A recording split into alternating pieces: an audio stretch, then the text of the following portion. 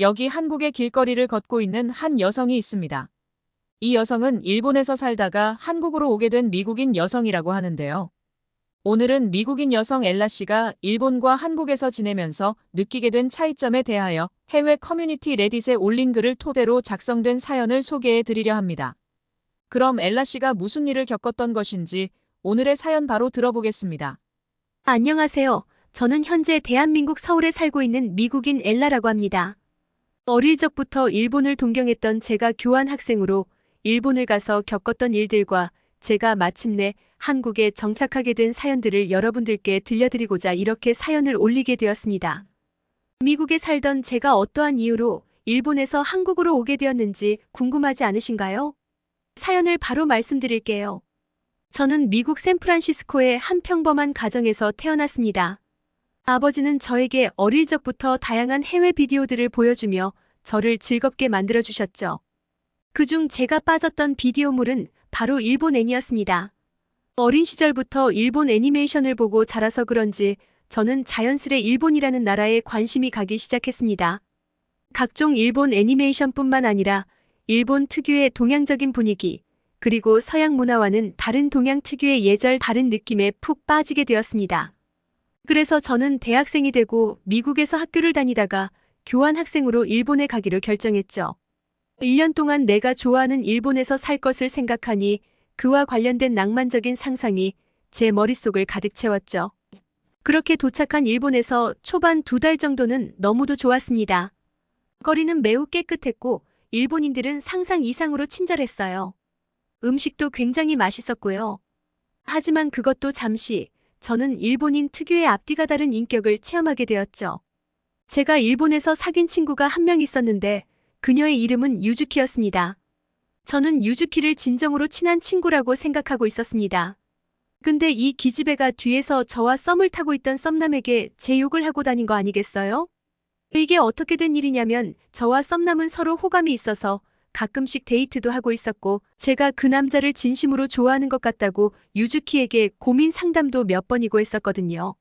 남자애 또한 저랑 다음 데이트는 또 언제 하냐고 계속해서 문자를 보내면서 그렇게 잘 되어가는 느낌으로 분위기가 흘러가고 있었어요.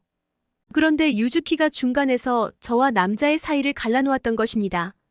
유즈키는 그 남자에게 엘라는 미국애라서 문란한 것 같고 너를 가볍게 보는 것 같다고 그냥 일본에서 외로우니 남자 한 명쯤은 옆에 두고 있어야 한다고 말했다면서 말이죠.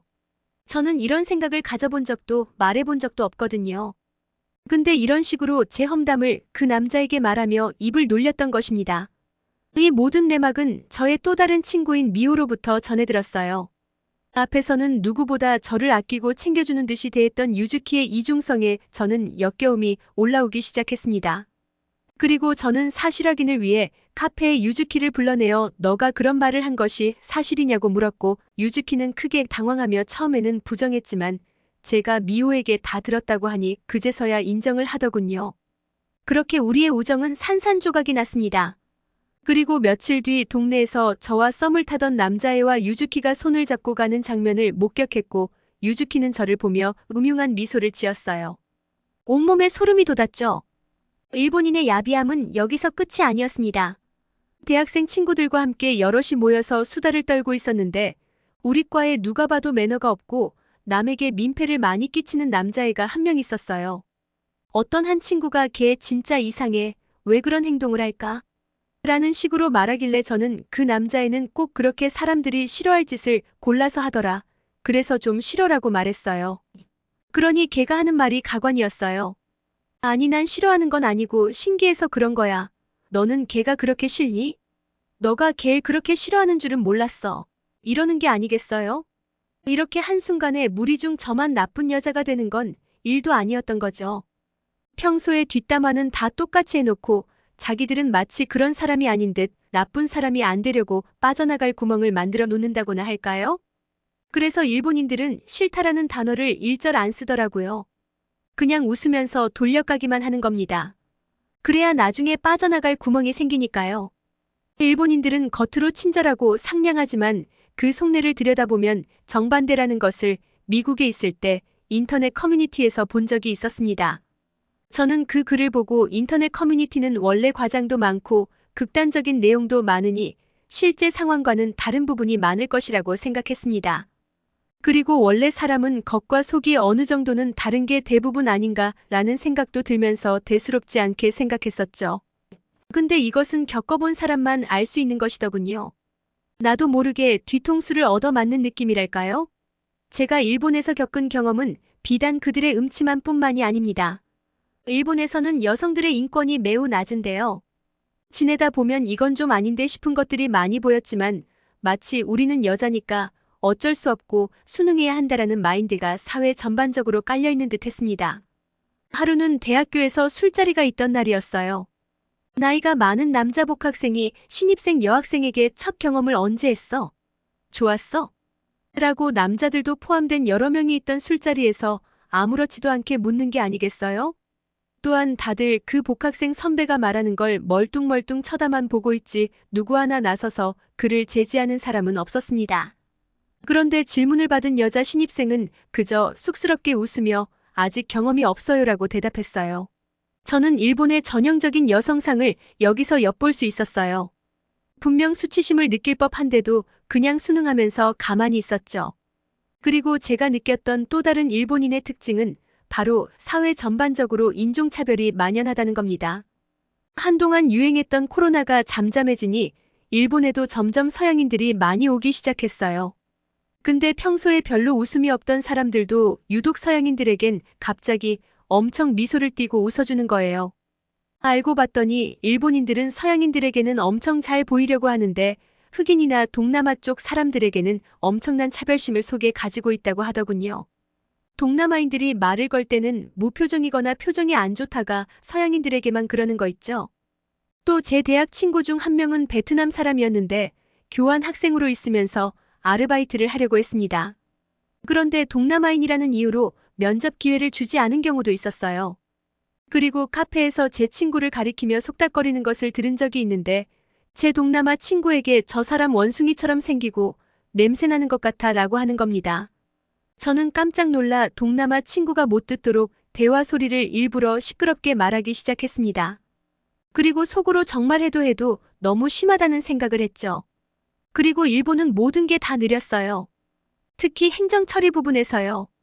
지나치게 매뉴얼에 의존하는 일 처리를 하다 보니 융통성이 하나도 없는 겁니다. 언뜻 보면 매뉴얼을 잘 지키는 척하지만 책임을 지기 싫어하는 그들의 속내를 저는 이번에 파악할 수 있었습니다. 일본으로 오고 저는 한 달간 살면서 이곳에서 1년 더 연장해서 2년간 살까 싶은 마음이 있었는데 그 마음은 3개월 차 때부터 온데간데 없이 사라졌죠. 빨리 1년이란 시간이 흐르기만을 기다렸습니다. 일본인 특유의 음침함과 남존여비 사상, 인종차별과 융통성 없는 업무체계 등 저와는 너무 맞지 않는 곳이라는 것을 깨달았거든요. 시간은 흘러 계획된 1년이 되었고 저는 뒤도 돌아보지 않고 일본을 떠났습니다. 그리고 미국에 돌아가는 길에 이왕 동아시아로 온 김에 중국이나 한국 둘 중 한 곳을 들러보기로 결심을 했죠. 하지만 중국은 특유의 중화 사상이 강하고 텃세가 심하다는 얘기를 예전에 중국으로 유학 갔었던 친구에게 들었기 때문에 그냥 한국을 방문하기로 했습니다. 그런데 별 기대를 가지지 않고 도착한 한국은 생각했던 것보다 엄청나게 발전한 나라더군요. 그리고 일본과는 정반대의 문화가 존재했습니다. 한국의 장점은 인터넷으로 공공행정 관련 업무들을 전부 처리할 수 있는 것입니다. 일본에서는 기관에 직접 방문해서 일 처리를 해야 했는데 하루 온종일 시간이 걸렸었거든요. 처리 후에도 며칠을 기다려야 제가 원하는 서류를 받았는데 한국은 인터넷으로 간단히 제 개인정보와 공인인증서만 제공하니 쉽게 원하는 서류를 발급받을 수 있었어요. 그리고 교통비도 일본과 비교도 안 되게 저렴하더라고요. 일본은 역에서 다른 역까지 가는데 10분 정도 소요되는 거리가 한국 돈으로 10,000원 정도가 더 들었는데 한국은 서울에서 엄청 먼 거리인 강원도까지 가는데 지하철로 3,000원 정도 들더라고요. 정말 이게 말이 되는 건가요? 계산해보면 몇십 배나 차이 난다고 볼 수 있죠. 저보다 한국 분들이 더 잘 아시겠지만 서울과 강원도는 꽤 멀리 떨어진 지역이잖아요. 그런데 3,000원이면 커피 한 잔 값도 안 되는 가격이죠. 정말 말도 안 되는 나라라는 생각이 절로 들었어요.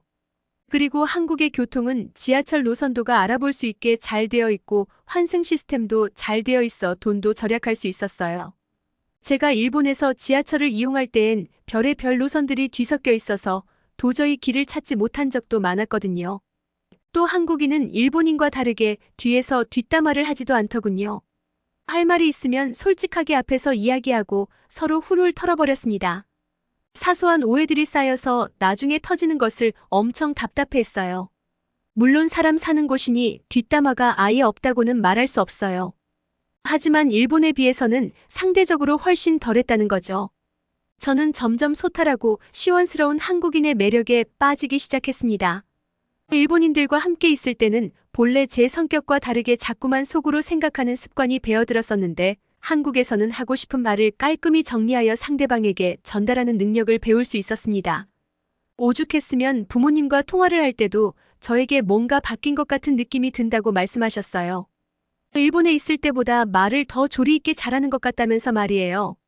저는 한국으로 온 순간부터 이런 매력에 빠져들어 현재는 결국 한국에서 더 지내보기로 결정을 했고 부모님과도 상의 끝에 1년 동안 한국에서 더 지내보기로 했답니다.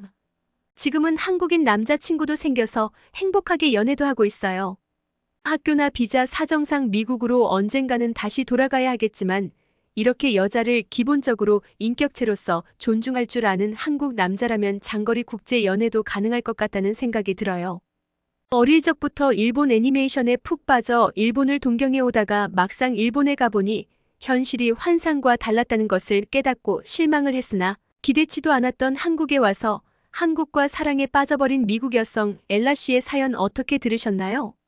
사연을 재밌게 들으셨다면 댓글과 좋아요를, 더 재밌는 사연을 들으시려면 구독과 알림 설정 부탁드립니다.